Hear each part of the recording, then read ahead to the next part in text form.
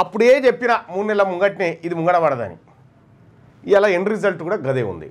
ఇలా క్యాబినెట్ భేటీలో ఈ కార్యక్రమం ఇంకా దీనికి ఉపశమనంగా ఏం చెప్తాడు, మనకు 3 పిల్లల నిబంధన ఎత్తేసి అవకాశాలు పెంచినాం, ఇదో కార్యక్రమం చెప్తున్నాను. వీళ్ళు చెప్పుకోవడానికి మిగిలిన గివి. సో క్యాబినెట్ భేటీ ఏం చేయబోతా ఉంది, న్యాయ నిపుణుల కమిటీ వేసారు కదా 42% రిజర్వేషన్ మీద.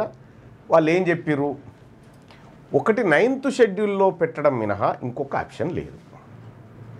9th షెడ్యూల్ ఒకటే శ్రీరామ రక్ష. ఆ 9th షెడ్యూల్లో పెట్టే ప్రక్రియను ఈయన ఎప్పుడు ప్రారంభించలేదు రేవంత్ రెడ్డి.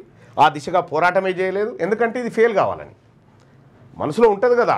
ఆ రెడ్డి భావజాలం ఉండి, అగ్రవర్ణ భావజాలం ఉండి బీసీలకు ఎట్టి పరిస్థితుల్లో రిజర్వేషన్లు దక్కొద్దని రాంగ్ రూట్ ఎంచుకున్నాడు అన్నట్టు. పోరాటం చేసి ఎందుకంటే అది కూలిపోయడానికి చేసినట్టుగానే పోరాటం చేయాల్సిన రైట్ రూట్లో పోవాల్సిందే, ఆ రైట్ రూట్లో పోలే.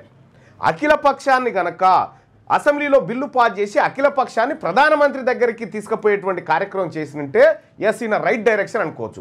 అప్పటి నుంచే ఆయన కుట్రలు ప్రారంభమైనాయి. అప్పటి నుంచే ఆయన కుట్రలు కుతంత్రాలు అన్నీ ప్రారంభమైపోయినాయి. బీసీలకు రిజర్వేషన్ రావద్దనేది రేవంత్ రెడ్డి ఆకాంక్ష, జానారెడ్డి కోరిక మేరకు.